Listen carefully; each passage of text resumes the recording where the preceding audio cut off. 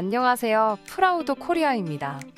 최근 한국 영화, 드라마가 한류의 중심으로 거듭나면서 한국 영화 산업이 많은 주목을 받고 있습니다. 실제로 넷플릭스와 같은 거대한 글로벌 OTT들은 한국 드라마와 영화를 자신들의 중요한 콘텐츠로 내세우고 있죠.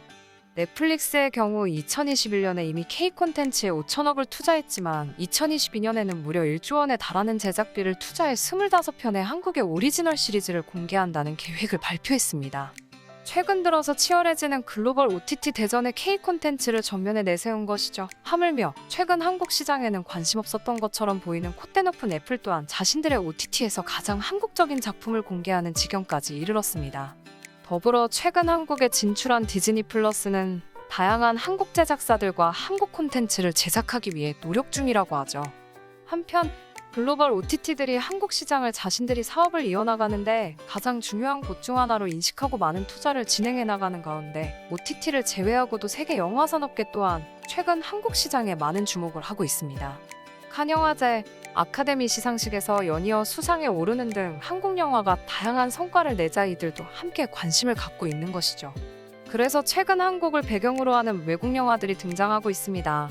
어벤져스 에이지 오브 울트론은 서울의 세비성과 상암 디지털 미디어 시티, 여의도 63빌딩, 강남 등의 모습을 영화 속에 담았고 2021년 개봉한 프랑스의 국민 배우 알랭 샤바가 출연한 프랑스 영화 아이엠이어는 아예 한국을 배경으로 스토리를 진행하며 영화 분량의 약 70%를 한국에서 촬영하기도 했죠.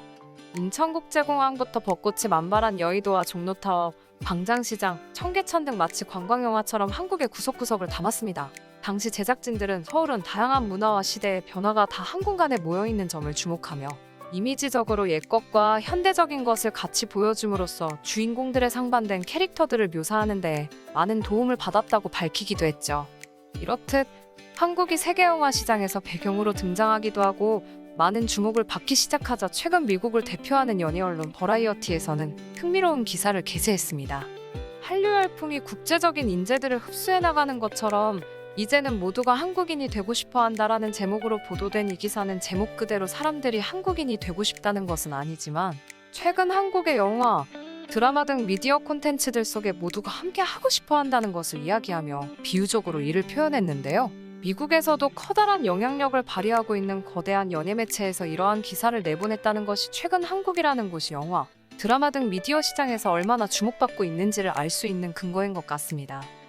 오늘은 해당 기사를 요약, 번역해서 전달해 드리도록 하겠습니다.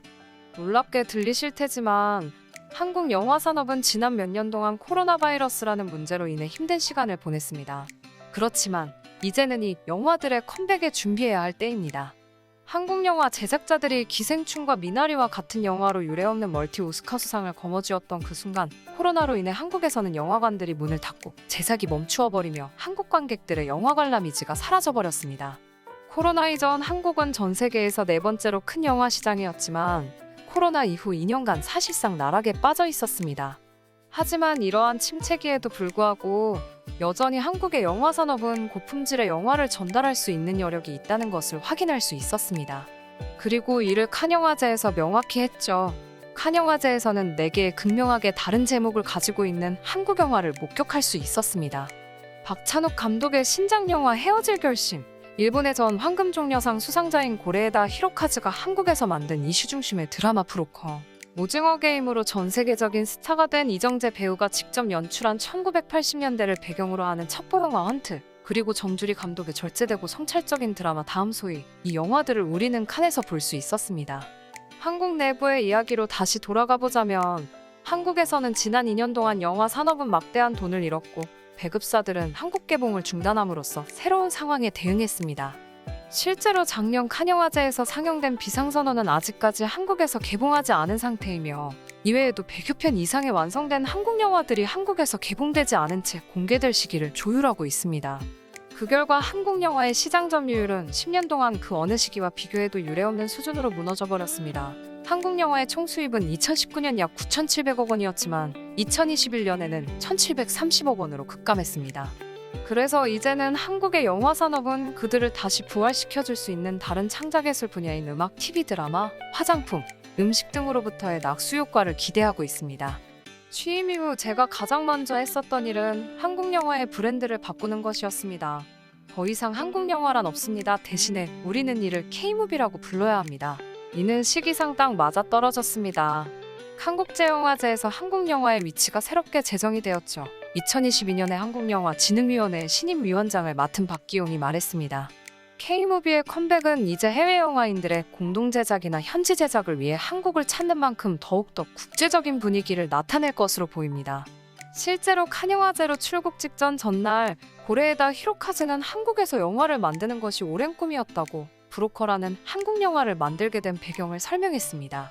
송강호, 강동원, 배두나 등 한국의 훌륭한 배우들을 여러 영화제에서 만났고 오랫동안 그들과 긴밀한 관계를 유지해왔습니다라고 그는 말했습니다.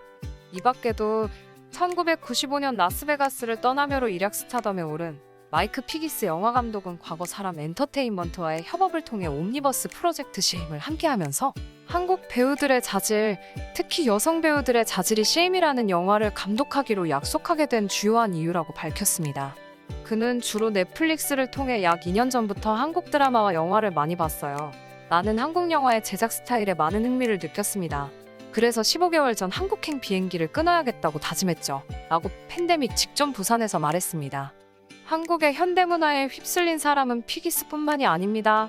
프랑스의 드니 데르쿠르는 최근 프랑스와 한국의 배우 및 스태프가 함께 합심하여 제작한 한국 배경의 범죄 드라마 베니싱을 공개했습니다.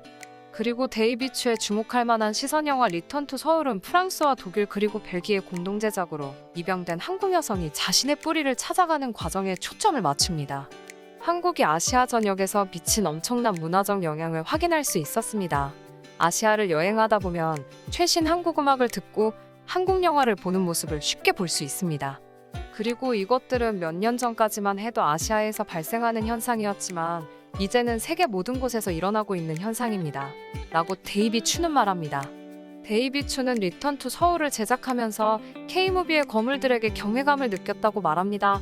그는 이창동, 봉준호와 같은 한국 감독들이 세계 최고의 감독이라고 굳게 믿는다고 입버릇처럼 말하고 다닙니다. 한국은 재능이 풍부한 사람이 많이 있습니다. 이것은 기적입니다. 2000년대 초반 한류의 최전선에서 활약한 한국인 베테랑 프로듀서가 말했습니다. 그는 미국에 있는 사람들은 초기에 강남 스타일이 일회성이라고 생각했지만 이제는 라디오에서 방탄소년단과 블랙핑크의 노래를 듣습니다. 그리고 TV 전면에는 너희 목소리가 보여. 복면가왕과 같은 한국에서 제작된 방송 플랫폼이 세계 곳곳에서 재창작되어 방송되고 있죠라고 덧붙였습니다. 파친코와 같은 쇼는 개인적으로는 참여하지 않았지만 한국인과 한국계 미국인 그리고 제1교포의 다재다능함을 보여주어서 너무나도 자랑스럽습니다. 라고 말하며 그는 말을 마쳤습니다.